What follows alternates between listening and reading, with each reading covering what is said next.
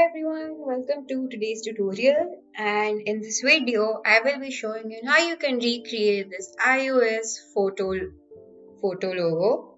It's super easy to do, and let's see how that's done.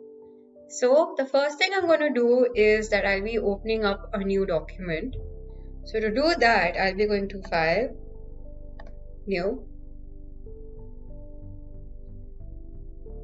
So for this video, I will be using this custom size document which is 1000 by 1000 pixels, and I will be renaming my document to be iOS photo logo and create.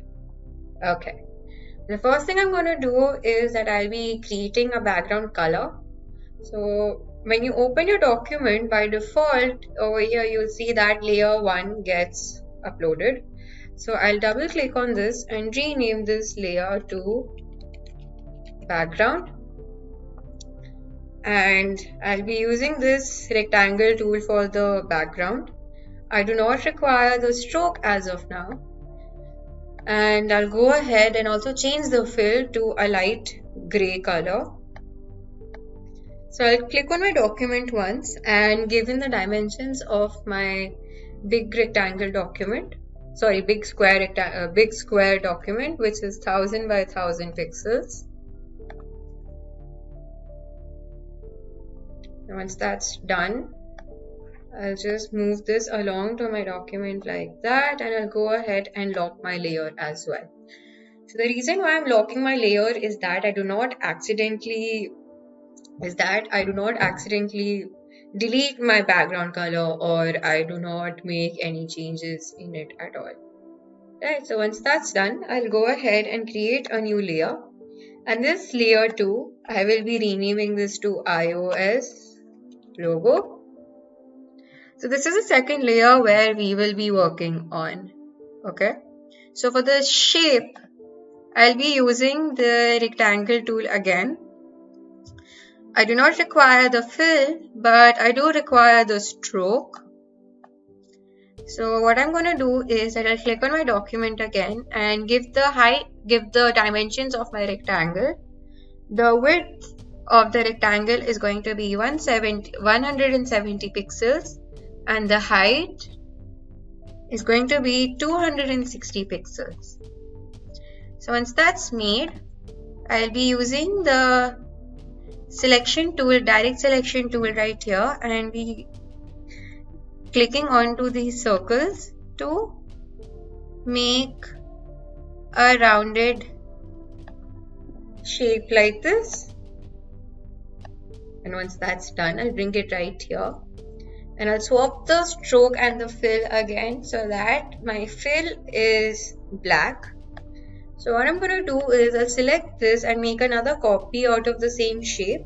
So in order to do that, I'll be clicking on Alt and bringing my shape down like this. Another thing I want to do is that I want to bring this shape down 35 pixels more.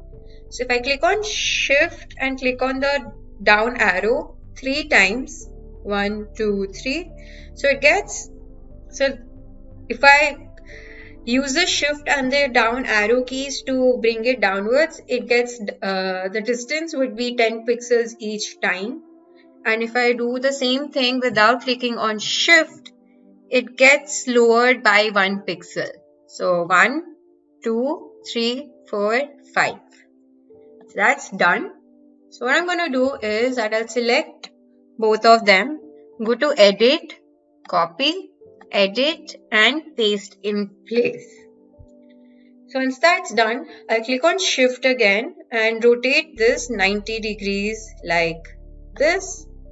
I'll select all 4 and go back to Edit, Copy, Edit, and Paste in place. So once that's done, I'll rotate this again to 45 degrees like that. So we've made the basic shape of our iOS logo. Now the only thing that's left to do is to add different colors to each part. Right. So I'll select the first one, come over here to this drop down menu and select the red color from here. Select the second one, choose orange. Third one to be yellow. Fourth to be yellowish green. Actually, I'll just change this to this one, light green. The next one to be darker shade of green. Next one to be light yellow. Second last one to be dark blue. And the final one to be a nice deep shade of purple, like that.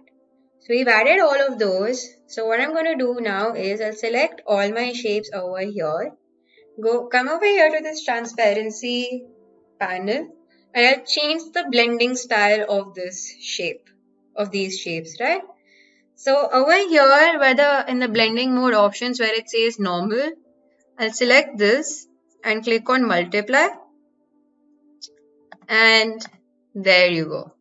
Now you can see that each part is now properly overlapped onto one another, and we've made our simple iOS photo logo. So once that's done, we can go ahead and also save our file. To do that, I'll be going to File, clicking on Save As. So by default, my file name is going to be iOS photo logo, which is the same as my document name. And my save as type is going to be Adobe Illustrator. I highly recommend that we save our file in this format so that just in case if I want to make any further changes in my document, I can easily do that by accessing my Adobe Illustrator file and click on OK. Click on Save and OK. And there you go. We've saved our file in an Adobe Illustrator format.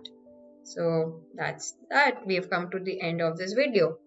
So I hope you found this tutorial to be useful, and with a little bit more practice, you can also recreate more different kinds of logos and add different colors to it as well.